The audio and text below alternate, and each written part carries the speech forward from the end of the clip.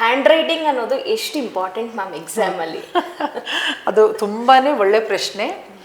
ಯಾಕೆಂದರೆ ಮಕ್ಕಳು ಇವಾಗ ಏನು ಹೇಳ್ತಾರೆ ಅಂದರೆ, ಅದು ಯಾಕೆ ನಾವು ಹ್ಯಾಂಡ್ ರೈಟಿಂಗ್ ಮೇಲೆ ಅಷ್ಟೊಂದು ಎಫರ್ಟ್ ಹಾಕಬೇಕು, ನಾವೆಲ್ಲ ನಮ್ಮ ಜನ್ರೇಷನ್ ಎಲ್ಲ ಟೈಪ್ ಮಾಡ್ತೀವಿ ಅಂತ ಹೇಳ್ತಾರೆ. ಆದರೆ ನಮ್ಮ ಒಂದು ಪರೀಕ್ಷೆ ವ್ಯವಸ್ಥೆ ಹೇಗಿದೆ ಅಂದರೆ, ಈಗಲೂ ನಾವು ಬರದೇ ಆನ್ಸರ್ನ ಕೊಡಬೇಕು ನಾವು. ಹೌದು.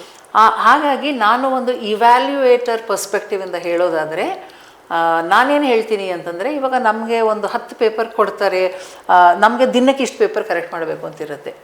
ಸೊ ನಮಗೊಂದು ಬಂಡಲ್ ಬಂದಾಗ ನಾವೇನು ಮಾಡ್ತೀವಿ ಅಂದರೆ, ಅದರಲ್ಲೆಲ್ಲ ನೋಡಿ ನೋಡಿ ನೋಡಿ ಚೆನ್ನಾಗಿ ಬರೆದಿರೋರ ಪೇಪರ್ನ ಫಸ್ಟ್ ಇಟ್ಕೋತೀವಿ. ಓಕೆ. ಯಾರು ಹ್ಯಾಂಡ್ ರೈಟಿಂಗ್ ಚೆನ್ನಾಗಿಲ್ವೋ, ಸ್ವಲ್ಪ ನೀಟಾಗಿ ಬರೆದಿಲ್ವೋ ಅವ್ರದೆಲ್ಲ ಪೇಪರ್ ಕೆಳಗೆ ಇಟ್ಕೋತೀವಿ. ಸೊ ಒಂದು ಎಕ್ಸಾಮಿನರ್ ಅಥವಾ ಇವ್ಯಾಲ್ಯೂಯೇಟರ್ ಫ್ರೆಶ್ ಆಗಿರುವಾಗ ನಮಗೆ ಕರೆಕ್ಷನ್ ಮಾಡೋಕ್ಕೊಂದು ಉತ್ಸಾಹ ಇರುತ್ತೆ.